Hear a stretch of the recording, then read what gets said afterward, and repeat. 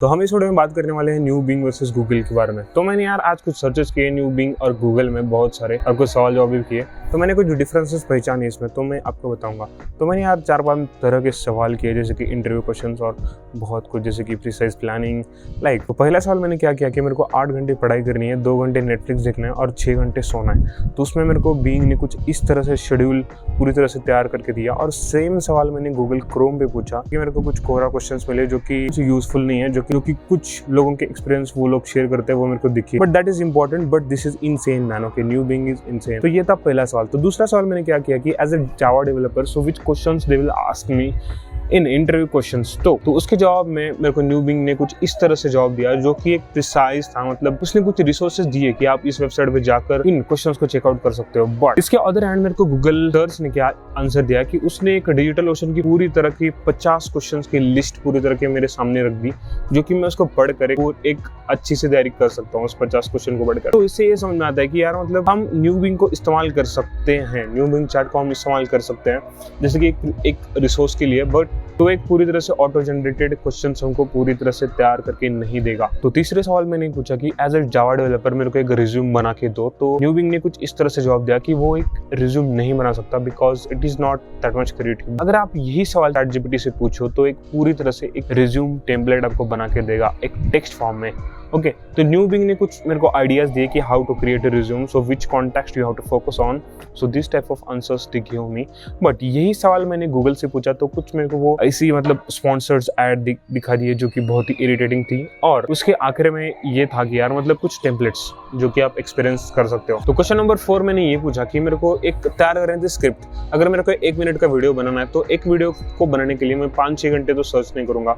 तो उसके लिए मेरे को बस 1 घंटा काफी है। तो उसमें मैंने एक सर्च किया कि मेक अ 140 वर्ड स्क्रिप्ट, जो कि 1 मिनट में मैं उतने वर्ड्स बोल सकता हूँ। Make a 140 word script on a new Bing versus Google search engine. तो उसने न्यू बिंग ने कुछ इस तरह से स्क्रिप्ट बना के दी। अगर मैं ये सेम सवाल अगर मैं ChatGPT से पूछे तो उसको यही पता नहीं है कि न्यू बिंग क्या है, बिकॉज ट्रेंड हुआ है 2020 के पहले डेटाबेस पे। ओके, तो उस पर कुछ सवाल जवाब नहीं। तो अगर सेम सवाल मैं अगर गूगल सर्च इंजन से पूछूं तो वो मेरे को सिर्फ कुछ आर्टिकल्स प्रोवाइड कर देगा। वो पूरी तरह से मेरे को एक स्क्रिप्ट बना कर नहीं देगा, बिकॉज वो जनरेट कर ही नहीं सकता, बिकॉज इट्स नॉट AI। वो सिर्फ आपको रिसोर्सेज दिखा सकता है। तो न्यू बिंग में क्या होता है कि वो आपको पूरी तरह से 140 वर्ड की स्क्रिप्ट बना कर देता है। तो वो कैसे रहता है? तो फर्स्ट ऑफ ऑल वो क्या करता है कि जितने भी लेटेस्ट न्यूज आर्टिकल्स है वो उनको छानबीन करता है। उनके बाद वो उनको एनालाइज कर एक प्रिसाइज समरी जनरेट करता है जो कि 140 वर्ड की हो और वो यूजफुल इंफॉर्मेशन हो और सेंटेंस वाइज हो एकदम, मतलब उसकी वाक्य रचना एकदम जबरदस्त होती है भाई। इसी तरह से वो 140 वर्ड की स्क्रिप्ट बना लेता है और मैं वो स्क्रिप्ट लेकर एक वीडियो बना देता हूँ। इससे मेरा बहुत ही काम आसान हुआ और ये बहुत ही यूजफुल है। तो अगर हम कंपैरिजन देखें तो न्यू बिंग वर्सेस गूगल, तो इन कंपैरिजन में I think new Bing is the best. लेकिन मैंने एक एरर एक्सपीरियंस किया कि मैं जैसे ही मतलब बहुत सारे सवाल जवाब कर रहा था तो उसमें मेरे को एक प्रॉब्लम लगी। एज ब्राउजर क्रैश हुआ भाई अचानक, पता नहीं क्यों, एक टेक्निकल एरर होगा। मैं कुछ भी वर्ड सर्च कर रहा था लेकिन वो वर्ड कुछ भी मतलब टाइप तो हो रहा था बट सर्च नहीं कर रहा था। लाइक डायरेक्ट वेबसाइट सर्च हो रही थी, जैसे कि youtube.com, google.com ऐसे वेबसाइट सर्च हो रही थी।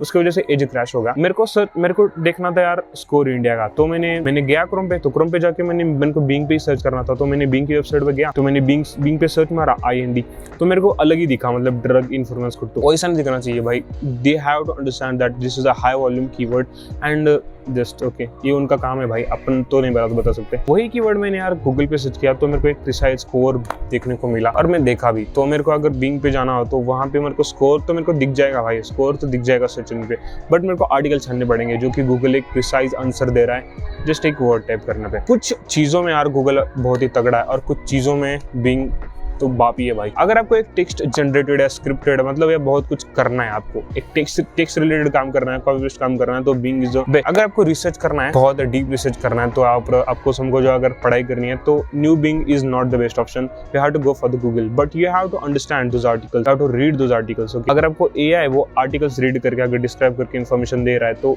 मतलब किस काम की भाई। तो अगर आपने को पढ़ाई करनी है तो खुद को पढ़ाई करनी पड़ेगी। तो Google search engine is the best for that and new Bing is for generated. New Bing is the best for generate text, like time saving के लिए एकदम बेस्ट है, लाइक स्क्रिप्ट जनरेट करने के लिए और बहुत सारे कामों के लिए। ये यार मतलब गूगल वर्सेस न्यू बिंग में एक अलग अलग फॉर्मेट है, तो ये दोनों मार्केट में चल सकते हैं। क्या बता यार, न्यू बिंग ज्यादा चल रहा है। लेट्स मार्केट हमेशा इन्वॉल्व होता रहता है, तो मतलब नई टेक्नोलॉजी आती जाती रहती है। हम देखते हैं कि यार मतलब बता क्या है। तो आखिर तो अगर मैं एक पर्सनल ओपिनियन बताऊं तो एज ब्राउजर और क्रोम ब्राउजर में, तो इन दोनों में से मेरे को लगता है यार, I think as browser is the best. I think वो दिखने में बहुत ही जबरदस्त लगता है और बहुत हम कस्टमाइज भी कर सकते हैं एज ब्राउजर को। मेरे को यूज करने में तगड़ा लगता है। बट एज ब्राउजर में एक ही प्रॉब्लम है यार, और वो प्रॉब्लम क्या है कि मतलब वो खुलने में ज्यादा टाइम लगता है और वो सिंक नहीं हो पाता, because it is an Microsoft product. तो माइक्रोसॉफ्ट प्रोडक्ट हम मोबाइल पे यूज नहीं कर सकते। तो जितने भी एंड्रॉइड फोन है वो गूगल से कनेक्टेड है, एंड्रॉइड गूगल का है। तो भाई एंड्रॉइड ओन्स, तो एंड्रॉइड को गूगल ने खरीद रखा है, तो वो पूरा इकोसिस्टम रहता है।